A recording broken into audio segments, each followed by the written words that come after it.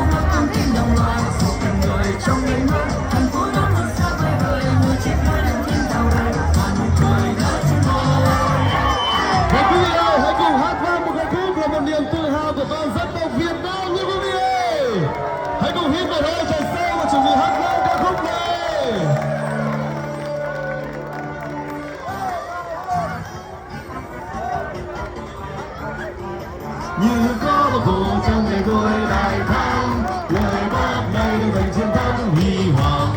30 năm đấu tranh giành toàn quốc.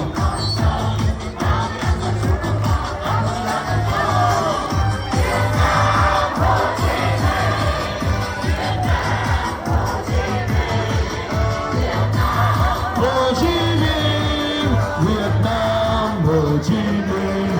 Đi vòng tròn nhá, going circle, everyone, let's go. Đi vòng tròn như quý vị ơi.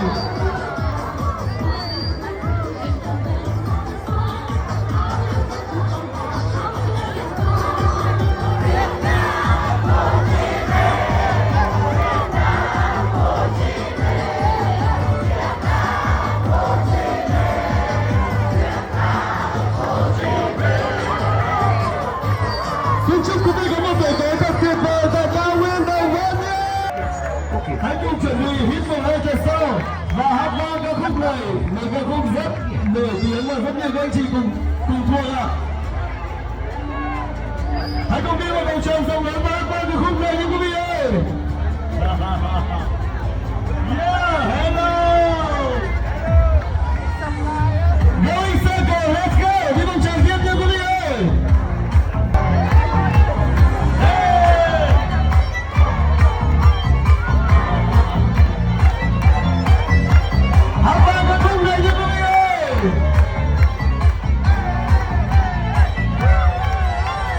Đường dài tương lai cùng nhau với đời, tuổi trẻ hôm nay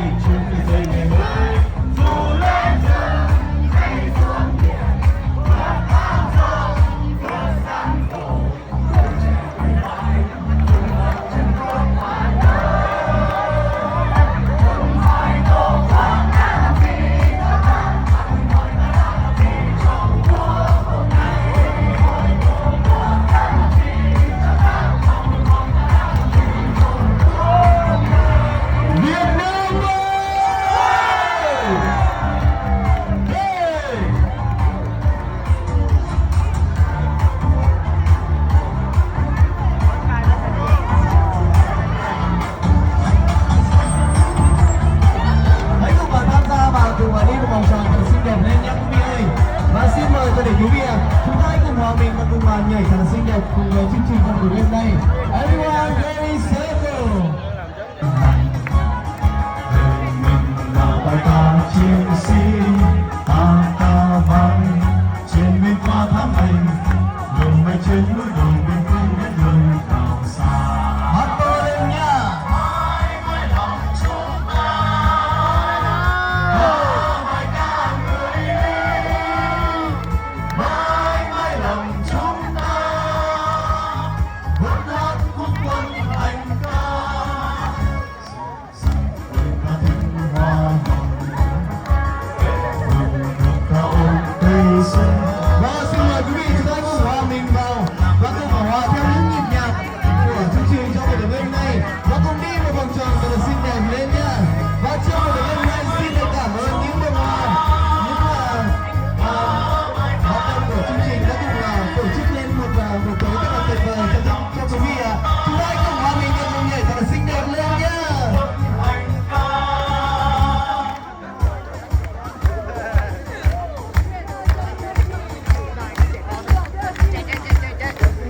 Những bông hoa của quý vị rất nhiều đã cùng hỗ trợ cùi lửa chương trình trong đêm nay. Chúng ta hãy cùng đến và cùng tham gia thật là xinh đẹp hơn nữa nhé.